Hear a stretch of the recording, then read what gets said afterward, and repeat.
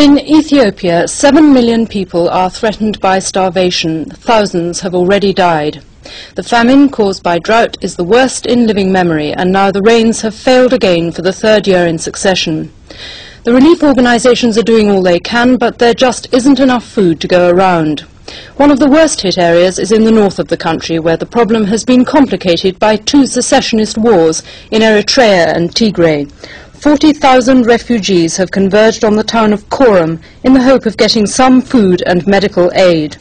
Our correspondent Michael Burke has been back to Korum after 4 months, and he found the situation far worse. Dawn, and as the sun breaks through the piercing chill of night on the plain outside Korum, it lights up a biblical famine, now in the 20th century. This place, say workers here, is the closest thing to hell on earth. Thousands of wasted people are coming here for help. Many find only death. They flood in every day from villages hundreds of miles away, dulled by hunger, driven beyond the point of desperation. 15,000 children here now, suffering, confused, lost. Death is all around.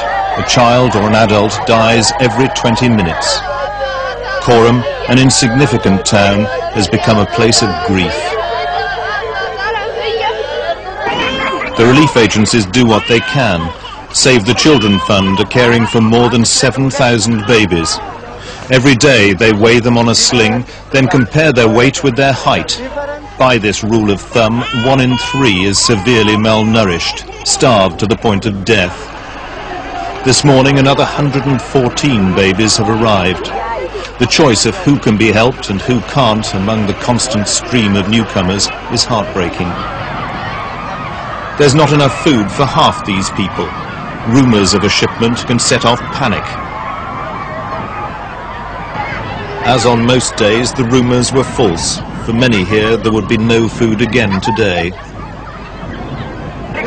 2 months ago, there were 10,000 people here. Now the latest harvest has failed, there are 40,000. There's nothing like enough food in the country, not enough transport to move it if there was. These people have waited all morning. They want food, they're getting clothes.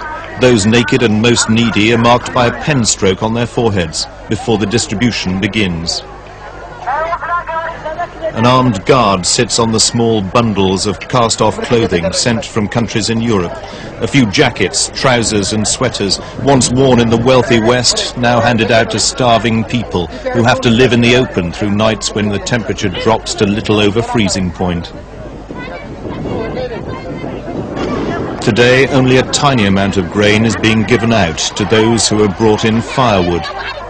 People scrabble in the dirt as they go for each individual grain of wheat. For some, it may be the only food they've had for a fortnight or more. The Ethiopian government tries to persuade these people to go home, but that would make death certain. Better to camp here. Some of the very worst are packed into big sheds. 7,000 now, most apparently dying of malnutrition, pneumonia, and the diseases that prey on the starving. This 3-year-old girl was beyond any help, unable to take food, attached to a drip, but too late. The drip was taken away. Only minutes later, while we were filming, she died. Her mother had lost all her 4 children and her husband. The situation is out of control. Whole groups are being ignored. These people have been without food for a month. A government truck arrived to pick up those most desperately ill and take them to the sheds that are already overcrowded. It was a quick and random affair. They took a handful, but hundreds here needed the food and shelter the sheds provide. Those left behind seemed at least as bad as those that were taken, clustering around us in a hopeless appeal for help.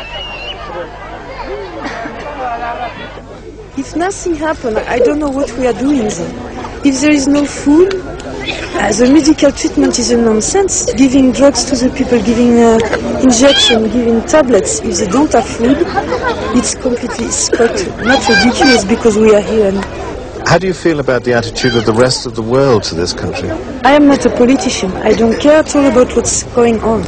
Just I am a witness of Coram.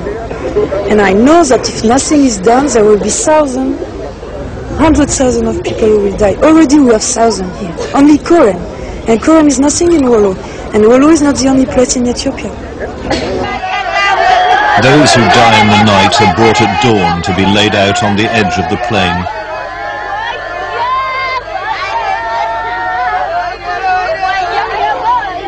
Dozens of them, men, women and children, under blankets or bound in sackcloth for burial in the local custom.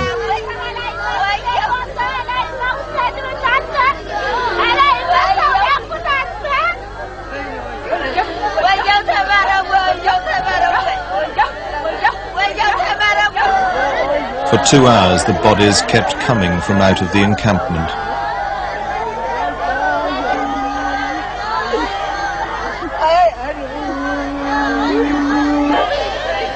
This mother and the baby she bore 2 months ago, wrapped together in death.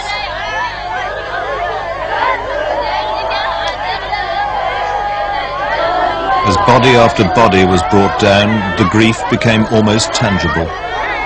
By Coram standards, it wasn't a bad night, 37 dead.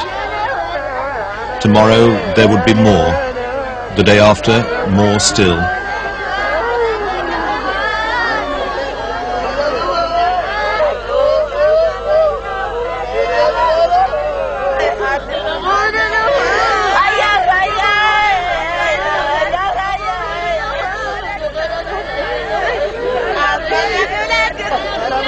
Once the bureaucracy of death is over, the bodies are picked up to be carried back to the villages they left in hope such a little time ago.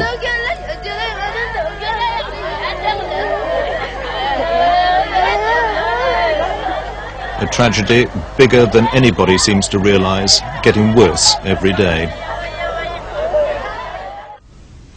Michael Burke on the victims of the famine in Ethiopia. And reaction to that report shown in earlier news programmes has been enormous, not least from the relief agencies who've been working in the area. But much of their response has been anger that more has not been done by governments to help.